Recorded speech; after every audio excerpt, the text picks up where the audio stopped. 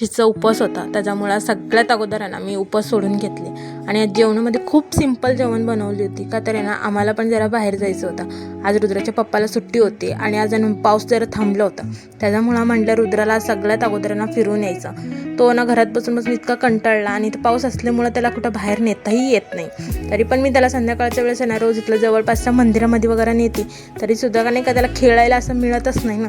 त्याच्यामुळे म्हटले आज नाही का पाऊस जरा कमी आहे त्याच्यामुळे म्हटले फिरून यावं।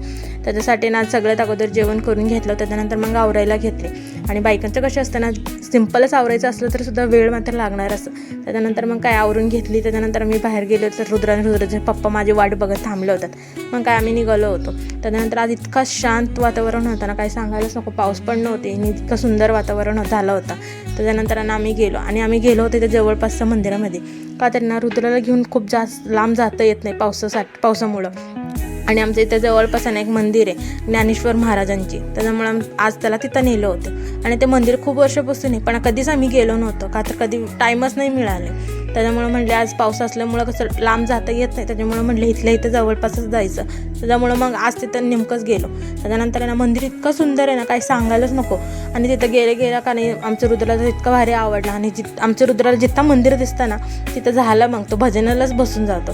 तिथं पण तेच करत होता आणि रोज संध्याकाळी नाही तर बायकांचं भजन चालू असतं, कीर्तन चालू असते आणि ना मंदिर इतकं सुंदर आहे। त्याच्यानंतर आहे ना एकदम असं गेल्यानंतर ना खूप भारी वाटतं, मन इतकं प्रसन्न होते ना। त्याच्यानंतर ना तिथं बाहेर गेला ना इतकं मोठं गार्डन आहे काय सांगायलाच नको बघा। तिथं गेला ना इतका वेळ निघून जातो ते गार्डनमध्ये फिरण्यासाठी आणि इतकं सुंदर गार्डन आहे, इतकं शांत वातावरण आहे ना तिथला गेला ना इतकं मन प्रसन्न होऊन जाते। मग काय आम्ही गेलो होतो तर इतका वेळ लागला तिथं, रुद्र तर आमचं यायलाच नको म्हणत होता। मग काय त्याला खेळवायलाच आम्हाला इतका वेळ लागला पण तरी पण आहे ना पाऊस येईल म्हणून आहे ना आम्ही गडबडीत निघून आलो। त्याच्यानंतर आहे ना मग आम्ही बाहेर गेलो तर कुठं गप्प बसणार का, पाणीपुरी घेतलं आणि हे मंदिराचं पूर्ण व्हिडिओ पण आहे, हे पण बघून द्या, खूप छान आहे। चला भेटू पुढच्या ब्लॉगमध्ये, थँक्यू।